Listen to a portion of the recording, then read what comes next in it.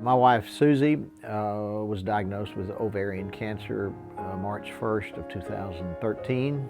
That cancer went into remission about a year later, and then a month after that, she was diagnosed with colon and liver cancer that eventually took her life. You know, that cancer is what happens to other people. This time we were the other people. Facebook page, Notes from Susie, began right after Mom's surgery. Dad and I were standing in the waiting room, and when I came out, he was looking at his phone. And he says, Wesley, I have got emails, and I have texts, and I have messages, and I have phone calls, and I don't know how to get all of this information to all of these people. So I suggested, well, why don't we just set up a Facebook page? You know, we started out the Facebook page as a informational sheet. It's where we are, it's what we've got, it's what we're going to do about it. But as it wore on, we became more philosophical about it, more theological about it, and more hymnological about it. And a lot of times in our writing, a hymn would come to mind, and so we started putting the hymn there, and then we put another one and another one. I mean, it expanded beyond anything that I knew, because it went from our family to their friends, to their church members, to their choir members. We didn't ever intend for this to be anything besides a Facebook post that lasts for 2 days until the next one, or whenever it was. But the people responded saying, you need to put these in a book. Susie was a note writer for as long as I can remember. There's no telling how many cards she wrote, and she just always did that. That was a part of her ministry. Most all of Mom's notes to people that I have read included the phrase "thank you." It validated people's place and people's importance to her. Gosh, it extended my ministry 100-fold. They liked me, but they loved her. The title of the book is Notes from Susie, Choosing Gratitude in Life's Low Places. I think it's a book for caregivers. I think it's for people who are going through the journey. Certainly spouses or children who are caring for their dying loved ones. I think it'll be of help to them. I hope people find in the book the ability to be joyful and grateful no matter what the life circumstances are. You know, when I was in there in her room helping her, I put the best face on and mixed as much humor in as I could. But when I walked out of the room, a lot of times I'd fall apart. And that was part of the grieving process. But I would go in there and write some of those same nights, and there would be something to be grateful for. And boy, stuff showed up that you just wouldn't believe. You'd have to read the book to find out what those were.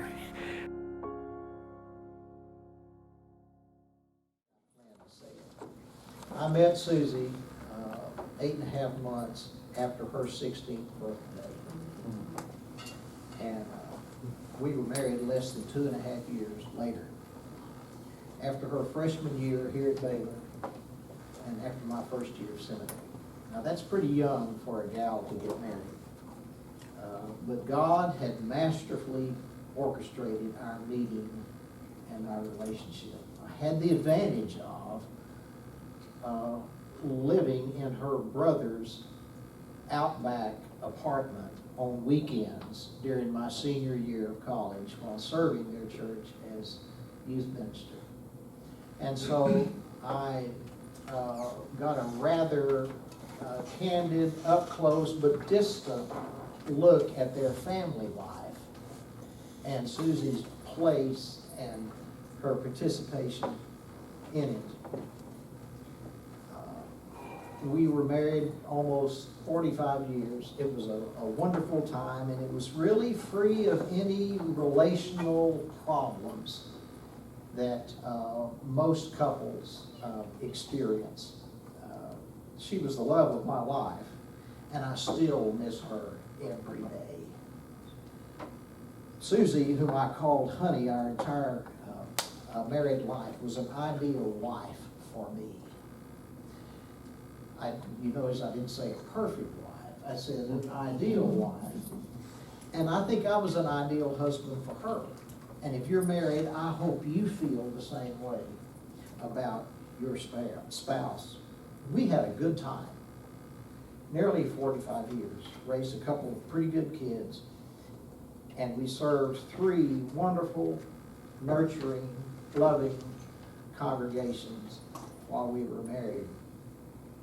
Even as a 19-year-old, remember she had just finished her freshman year here at Baylor, 19 years old, she jumps into a staff wife position. She loved that position. Even at that young age, she sank deep roots into the lives of those people.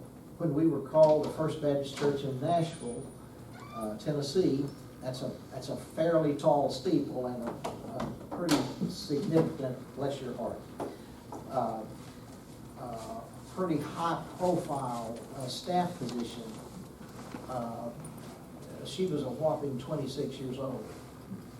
And even at that time, she jumped into that and managed it with unusual maturity, grace, and poise. That's just the way she was. And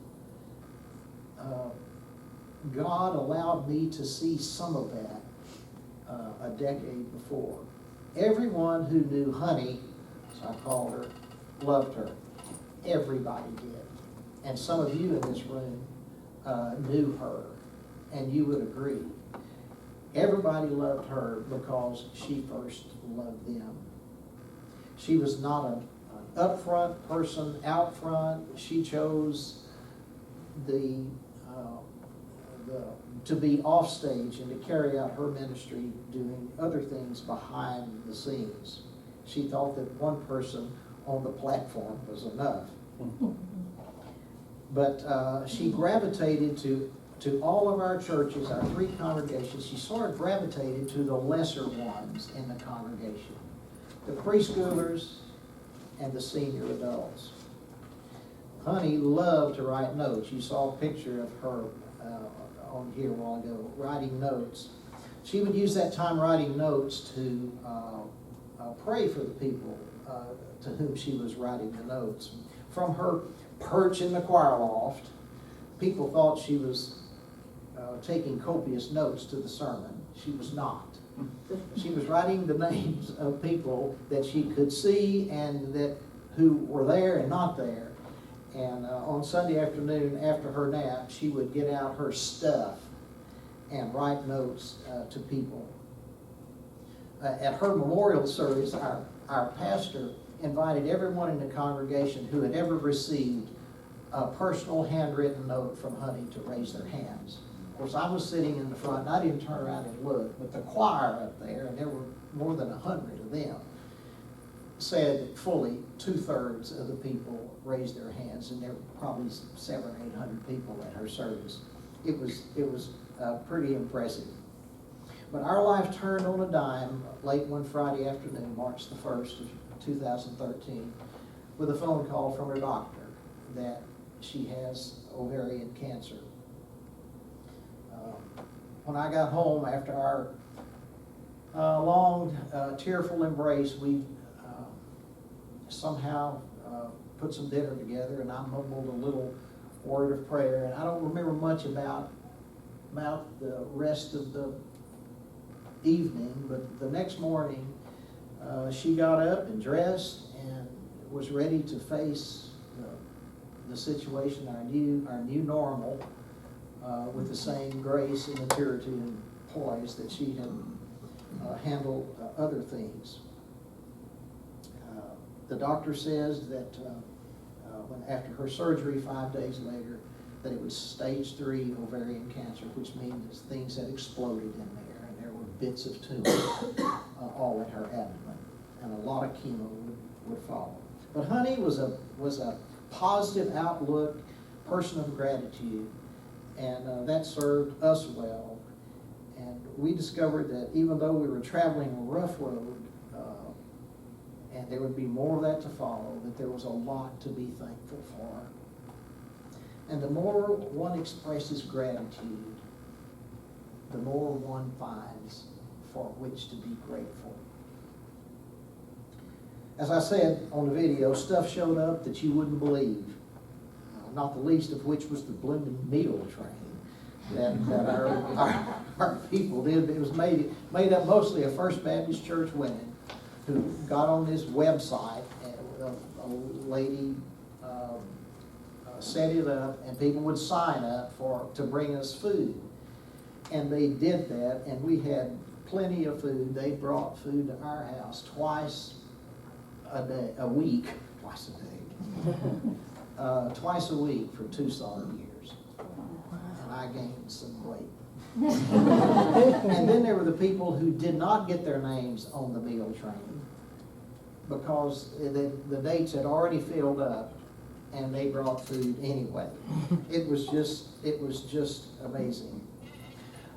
A keen sense of deep gratitude is a good thing, because people who feel entitled are never satisfied. They're hoarding what they have, typically, and they're always wanting more. But the person that is genuinely grateful is free to be at peace and to freely give. Every night when I would put her to bed, she would say, "Thank you for everything you did for me today. You're the best husband. We are so blessed."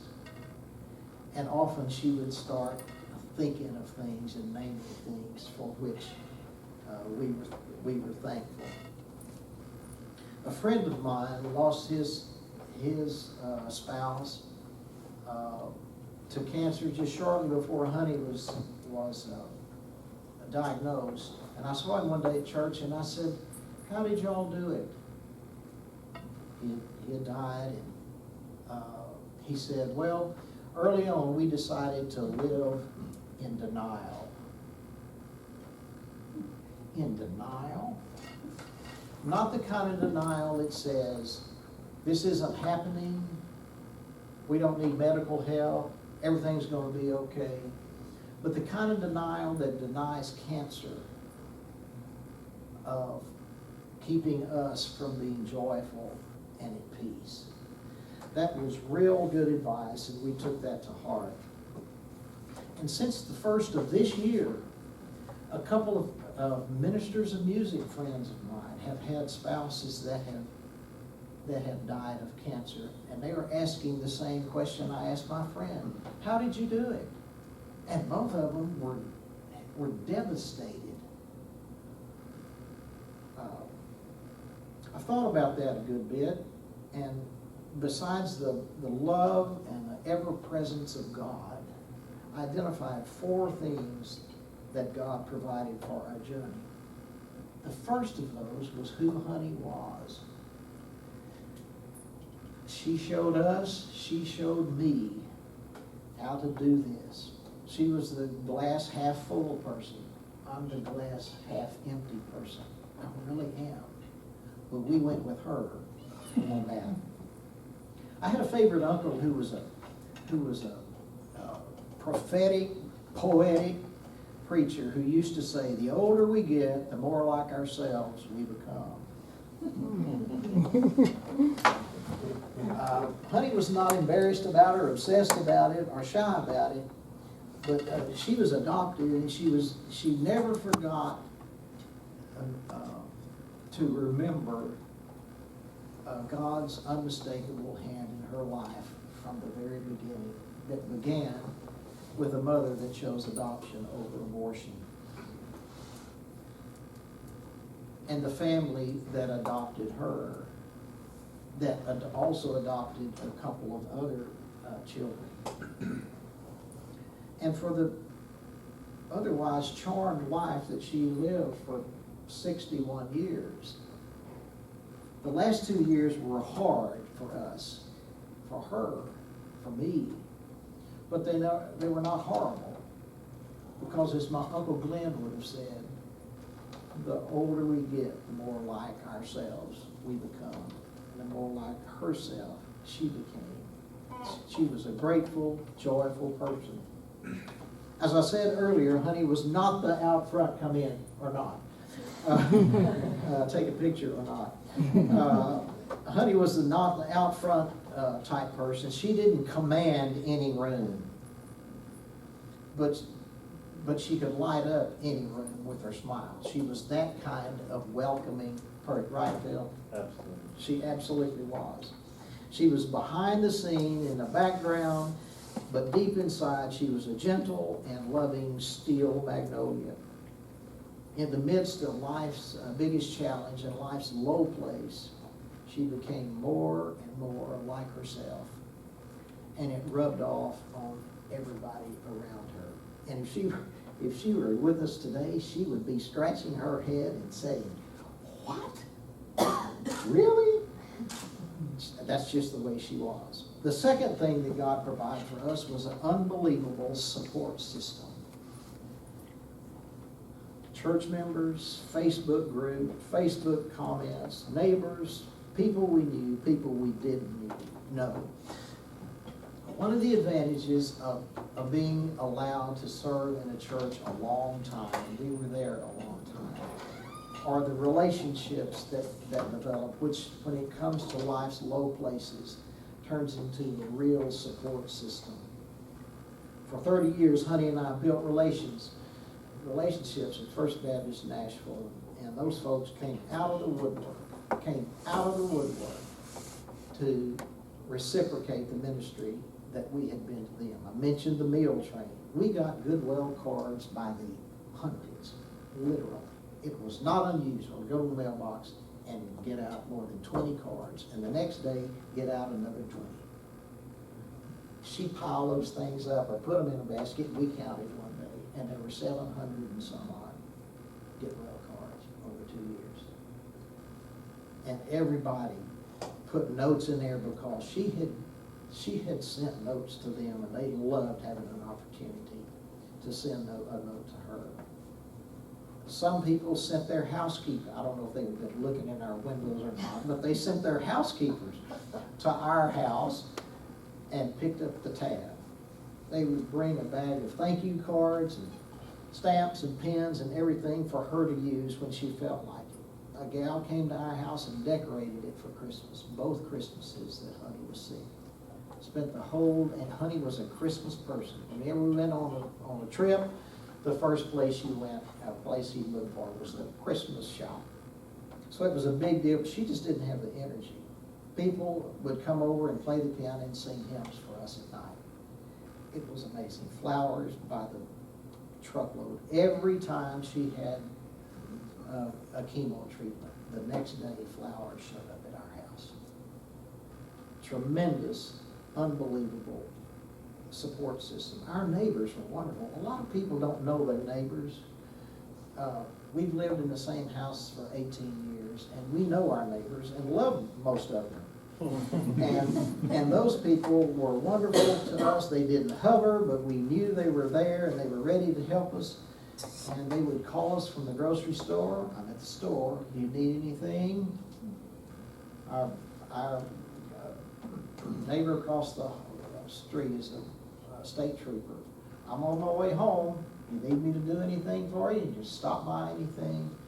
And just all sorts of things. As Wesley said on the video, our Facebook group extended beyond our wildest dream. We had more than 600 people that monitored that thing. People tuned in and chimed in with comments and words of encouragement. Teenagers I had in youth choirs 40 years ago all of a sudden showed up, and we were able to catch up, and that was really sweet. And as time wore on, people said, as the video said, you need to put these posts that you've done into a book. And it happened. The third thing that God provided for us was all of the writing that we did. We didn't ever intend to write here. We didn't know what this journey was going to be. So we wrote one Facebook post, and then we'd do another, and as I said on the video, it was over a period of 2 years, we wrote 300 and some odd of those things, and they were mostly words of gratitude and the longer we got into it, the more philosophical and spiritual, I guess, I don't know. But it was an important thing for us because it gave us an opportunity to express our feelings and our faith and our fears. And we decided early on that we were going to be honest about that. We were not going to sugarcoat anything. And when Honey felt bad, we said it. And when we were scared, we said it, because we wanted to be believable. But the other thing about the writing was the therapeutic value for us and the cathartic value.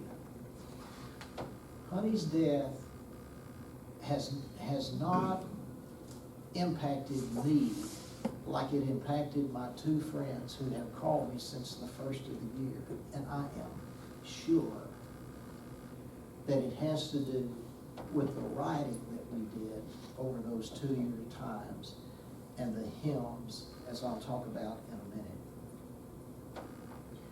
Many nights there wasn't much to report, but some of those nights we'd go in there and write anything anyway, and something would show up to be grateful for. After dinner, when she was able to eat, one of us would say, "Are you going to write tonight, or am I?"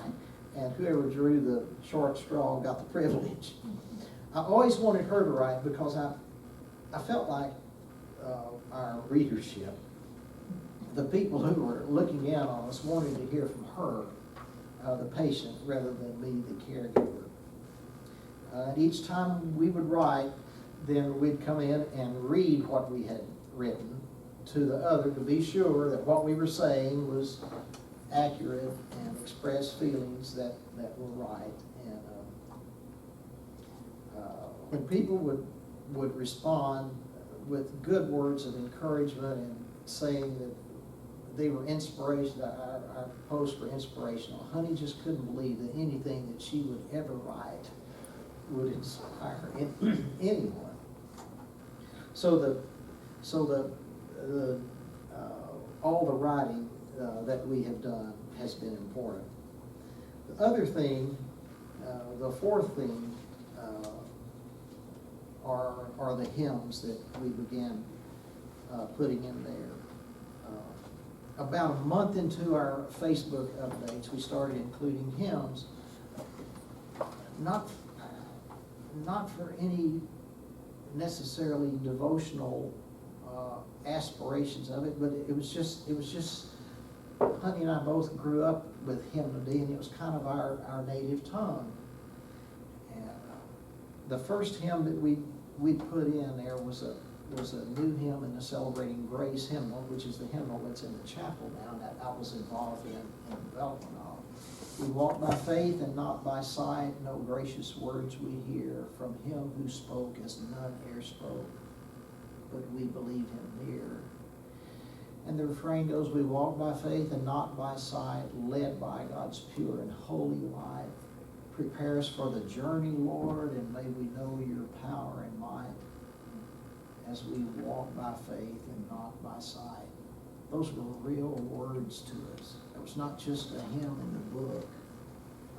We may not touch his hands inside nor follow where he trod, but in his promise we rejoice and cry, my Lord, my God. When our life of faith is done in realms of clearer light, may we behold you as you are in pure and endless sight. Because in our journey we were indeed walking by faith and not by sight. We felt like we were being led by God's holy light. And we were hoping God had prepared us for the journey. And may we know your power and might as we walk by faith and not by sight. We both grew up with hymns. There was always a stack of hymnals on the piano in our home. Both of us took piano lessons, one goal of which was to play hymns in our churches. And over the years, hymns had sunk deeply into our hearts and into our lives. But not until she got sick did we really draw on them. But after March the 1st, 2013, we found them a ready resource and a present help in time of trouble. We sang a song in there a while ago. Sometimes a light surprises the child of God who sings. It is the Lord who rises with healing in his wings. When comforts are declining, he grants the soul again a season of clear shining to cheer it after rain. It's a great hymn. It spoke our heart. I come from a long line of arm-waving Baptist musicians. I played hymns at home on the piano before I learned to read. In large measure, hymnody has been my life, so much that at one time my minister of music brother, Randy, I think he has doing a concert here tonight with the youth group. Is that right? Is it tonight? Good. I'll get to see my brother. He told me one time that I was a walking hymnal. I think that was a compliment, although I'm not sure. Just 3 years before Honey got sick, the Celebrating Grace hymnal was released. And it had been my joy and privilege and delight to have had a major role in its development.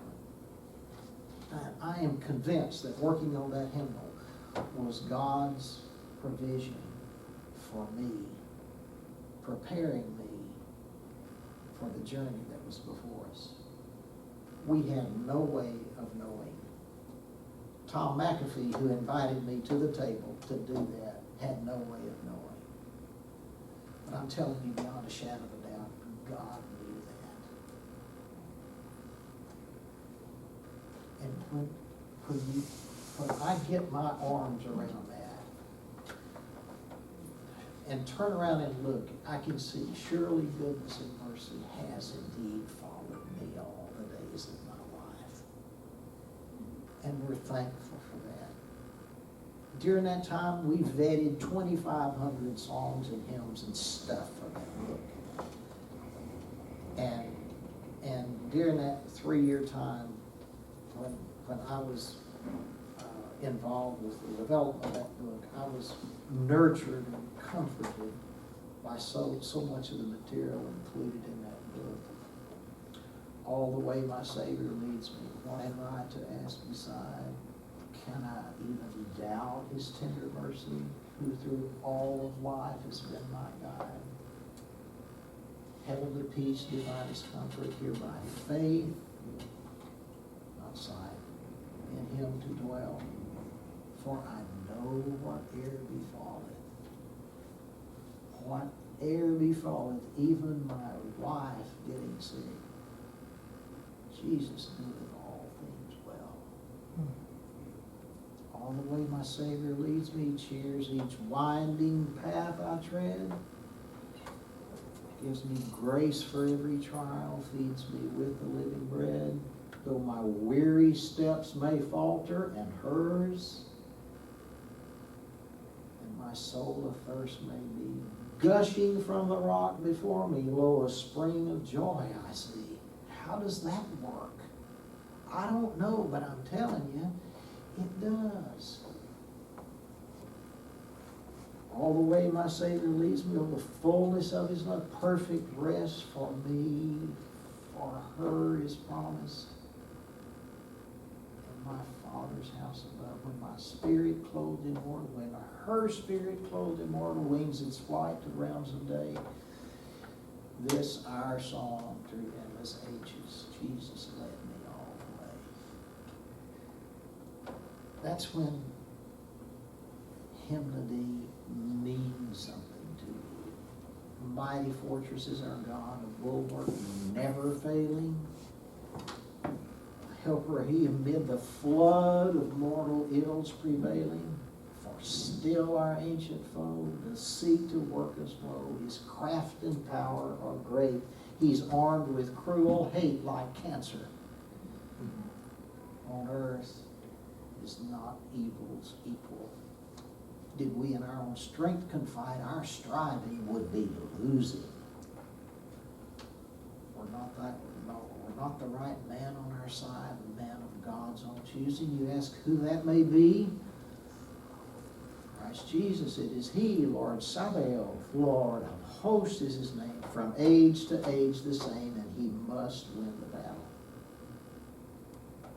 Though this world with devils filled, and it is, should threaten to undo us, and they will, but we will not fear, for God hath willed His truth to triumph through us. Prince of darkness grim, we tremble not for him. His rage we can endure, for lo, His doom is sure. One little word will fail Him. That word above all earthly powers, no thanks to them, that word abideth. The Spirit and the gifts are ours through Him who with us sideth. Let goods and kindred go, her mortal life also. The body they may kill, God's truth abideth still. His kingdom is forever. His kingdom. We sang, great is thy faithfulness, O God, my Father. There's not even a shadow of turning with thee. Worship the King on glories above, and gratefully sing His wonderful love, our shield and defender, the Ancient of Days, pavilioned in splendor and girded with praise. We've sung that. Oh, tell of His might, oh, sing of His grace, whose robe is the light, whose canopy space. Chariots of wrath, the deep thunder clouds form, and dark is the path on the wings of the storm.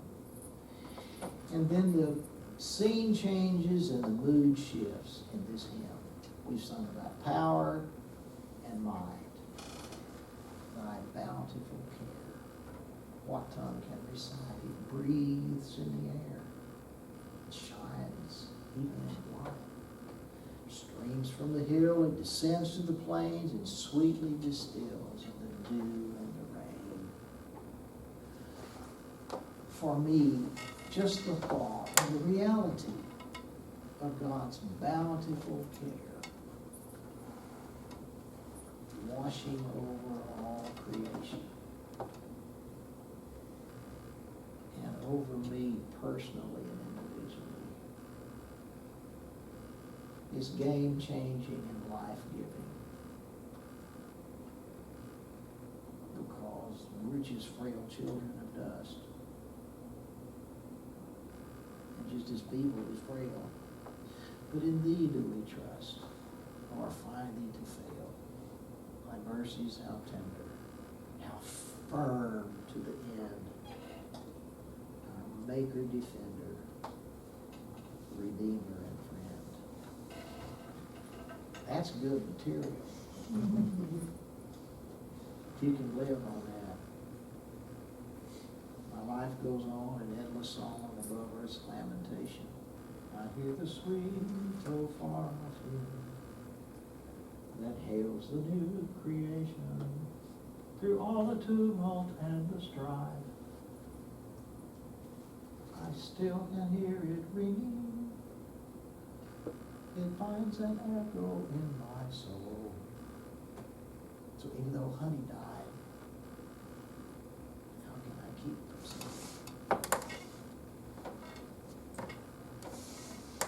Now, to the congregational song reflections agenda. Thinking about this, I think that the main tools that you and I have as church musicians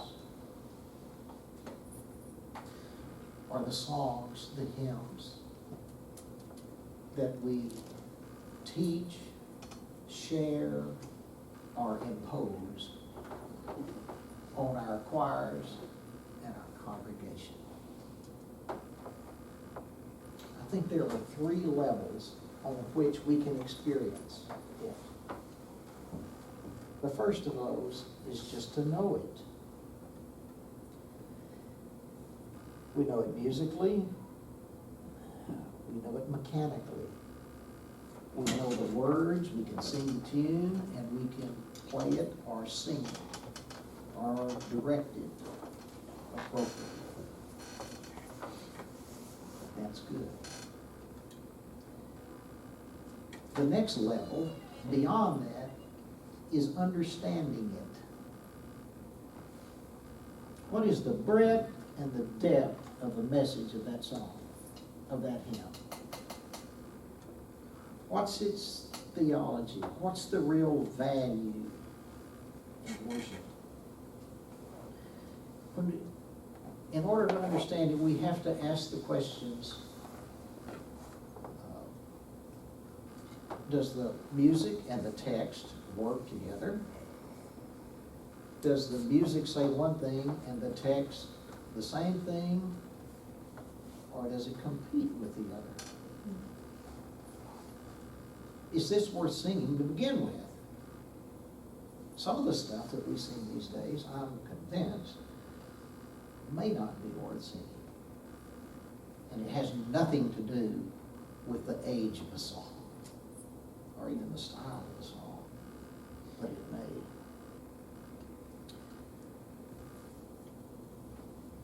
Why do we choose? Why do we sing it? Is it because it is popular? Or is it because it's emotional, or is it thematically appropriate? Or do we sing it because of its theological richness, or is it a musical rush, buzz? Why are we doing that? The third level, knowing it, understanding it. The third level is living into it. I've been a music minister for lots of years. I'm 69 years old. But it wasn't until recently, a few years ago, that I began living into it. And maybe it took Honey's illness and her death for me to begin living into the song. I hope you're different from me. I still leave music out and around. And I'm not ready to say that I'm better at it, but I'm different at it. Many times when I lead worship, when I lead the music in worship, see, I think all of the people Amen. are the leaders of worship. Amen. I just focus on the music in light of the other. I think I forgot what I say. A lot of times when I am leading the music portion of worship, I'll begin by quoting a hymn. And just like when I was quoting something a while ago, I looked at your face and I look at their faces. And something comes on. I led music in a church in South Carolina, and it's more of a they're more contemporary than tradition. It's blended service, good church. The guy's doing a great job, pastor and musician. It's a good church, but they sing, the screens, and I'm not opposed to screens. Don't go there. And they have some orchestra and that sort of thing, but they sing a lot of stuff that it seems like they're choosing because of its popularity of it. And sometimes you need to do that. But I quoted a hymn. I think this one was too splendid for speech, but right for a song, the wonders of God, to whom we belong. Do you know that hymn? What tune can we sing? What chords can we play to honor the potter who formed us from clay? We'll catch the soft sounds that sift in the breeze. We'll hum with the whales that hum in the seas. The waters that till the earth into spring will teach us the lilting new life we would sing. The earth is God's flute, God's cello and chime. The wind draws the notes, the seasons keep time. At dusk and at night, from sunrise past noon, God's playing and singing a marvelous tune. The swell of earth's praise will build to a blast of trumpet and drum when God comes at last to see if our lives, like the heavens above, are filled with the music of justice and love. Alert to the notes that dance in our heart. We promise, O God, that we'll sing our part and pray that our song, which your song shall inspire, will lead every nation to join in the choir. Yes, they're just too splendid for speech, but just right for a song. The wonders of God. Man, Thomas Trotter can sure string words, can't he? Quoted that hymn. The minister music was not there, so I went on to lunch and had changed my clothes, and I was headed to the beach or somewhere. And this person came up to me and said, "Did you leave music in Riverland Hills this morning?" I told her it was. "Yeah." She said, "What was that verse that you quoted this morning?" And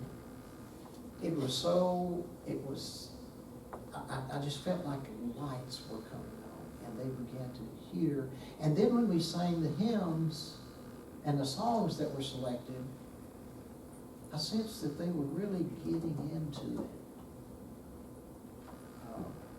So, know the hymn, understand it, and if we can live into it, I think we communicate that to our people.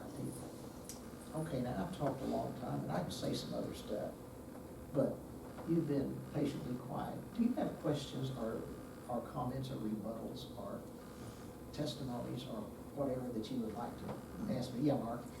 Mark, what was the role of psalms and or songs of lament in the process? Well, we lived in the hymnal, and of course your church uses the Celebrating Grace hymnal. We lived in that hymnal is there's a whole section of God the Sustainer. And the Sometimes the Light Surprises is in that section. Be Still My Soul is in that section. All the Way My Savior Leads Me is in that section. On Eagle's Wings is in that section. And we found ourselves, Be Thou My Vision, is in that section called God the Sustainer.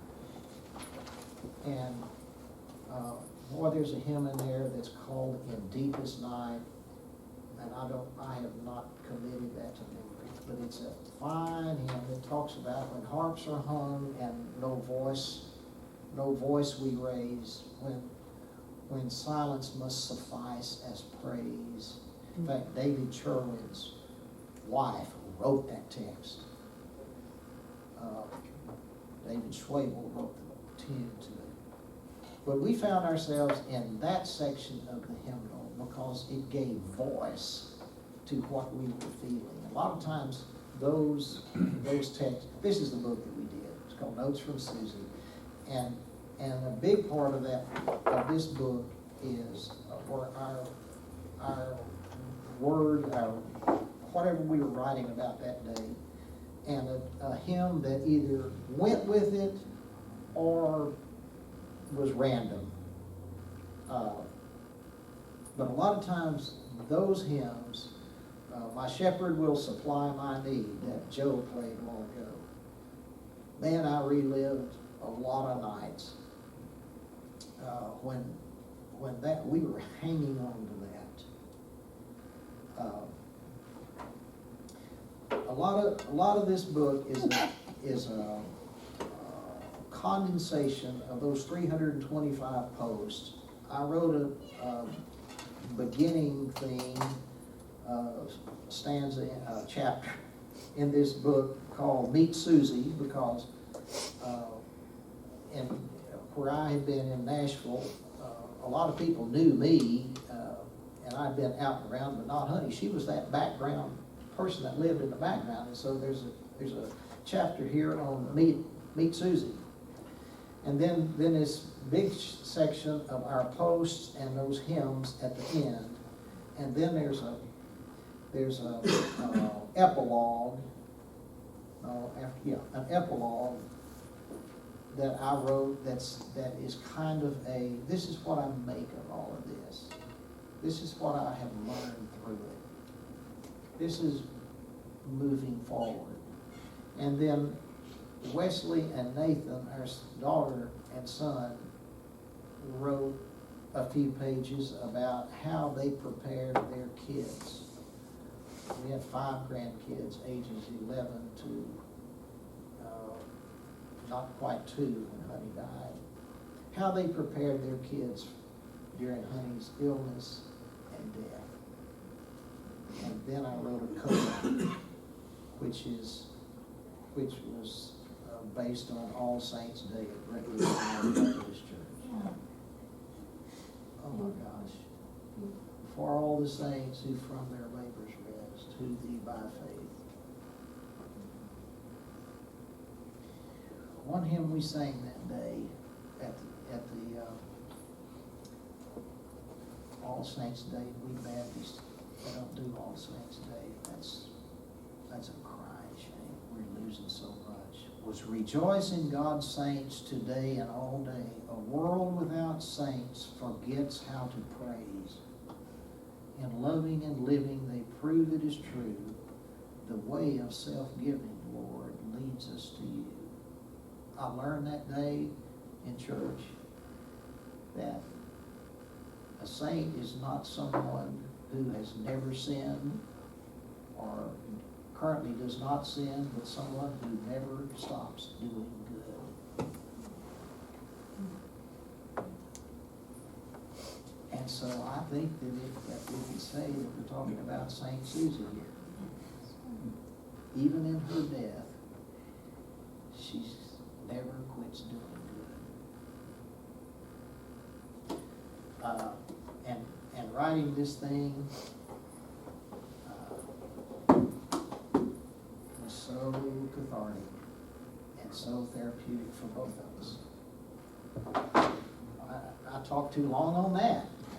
We got another comment or question? I have a question.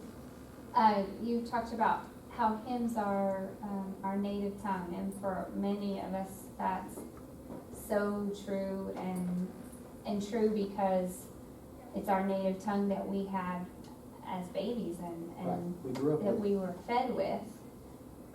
So what would you say to those of us who are raising children in a generation of church that does not have hymn as part of the culture, the native tongue in many, many, many cases? That is an excellent question. And I'm still dealing with that. I'm worried about that. So am I. I'm worried about that for my grandchildren. So much of our theology and so much of it is embedded in the songs that we sing. And I've always had a problem with speaking about, singing about an everlasting God and a firm God in ever-shifting meters.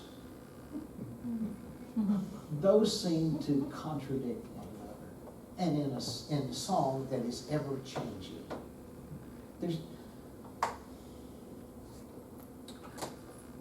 I don't know what the answer is, but I'm worried about it. It's our worship team's greatest challenge, and at our congregation, we now have the worship team planning the worship service for traditional service, so we include hymns many, many times. Right. There are 2 families who continue to bring their children to that church, and mine's one of them. The rest of the families with young children go to the contemporary service, which is at the same hour. So, I wish if I had the answer to that. will you email me what the Spirit says? I think would be almost unanimous in this room asking that question. What if you change the question just a little bit? And Okay. say, if you're in a congregation that maybe you do the blended thing, and you're trying to keep hymnody alive in the culture of the church, what are some ways that you can kind of make an old hymn kind of come alive to a new generation, so they don't let it get away altogether? There are. I like your idea of reading the text at the beginning of the service. That's brilliant. Other things that you might think of. I think the thing that there are countless ways of doing exactly what you're proposing. And a while ago, one of the early things we made, the first thing we did in there was what Joe called a congregational anthem. When we built the Celebrating Grace hymnal, we did 250 of those in an attempt to bring some freshness and life to the hymnody, to where it's not just 4 stanzas of the same thing. A lot of times, a while ago when I quoted the "O Worship the King,"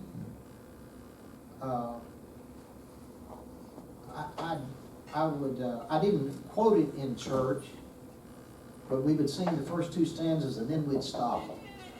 And I would say, now the mood shifts, reminding them we have sung 2 stanzas about this and this, thy bountiful care, and then I would quote that one. And what that does over a period of time, and see, just a one-time deal is good, but if you make people aware of this kind of thing over a period of 30 years, not that long, but a Sunday by Sunday, where you take that as a music leader, you take that seriously enough to engage the congregation some way, then it draws their attention to that text. And I fear what we're doing in so much of our music, traditional or contemporary, it's just become rote. And I think one reason that we have gone to some different song styles is an attempt to bring some freshness and life. But I say there's freshness and life in that which has existed a long time, not unlike the Psalms themselves. I have said on a number of occasions that for me, the Celebrating Grace hymnal, that's what I was involved in and learned so much and was fed by it, was like finding a new book of Psalms. I stick with that. I don't think that God ceased his revelation in songnady when the Psalms showed up. I think that some of our newer things are some of God's more recent revelation. But we got to be sure that it's theologically right. And some of it is theologically bad. I'm a worship leader for the contemporary side of things. I grew up with the hymns. So on mine, I have the power to put the hymns in there. Because we have people who come to that church for the music, for the style. They don't like hymns. Or they'll say it all the time, I don't like hymns. But they like it when we do it. And I put hymns in every week. Choruses from hymns, and I talk about them. I put them up there along with the contemporary songs. But I'm really picky about the words and what songs we do. We have to be. That's part of our reasonable service. And that's why we go to seminary, or we go to school, or read, or because it's what we do. We expect our pastors to do that. They're worship leaders too, and we are too. It's all the same stuff, just a different tools. He works with the Bible. She works with the Bible. Our main tools, as I said to start with, are the songs and hymns that we put in front of our congregations. think we're done. Y'all are wonderful. I am surprised that you showed up. I'm glad you did. I'm glad you did. Thank you, Mark. And yes, Joshua, we thanks for helping.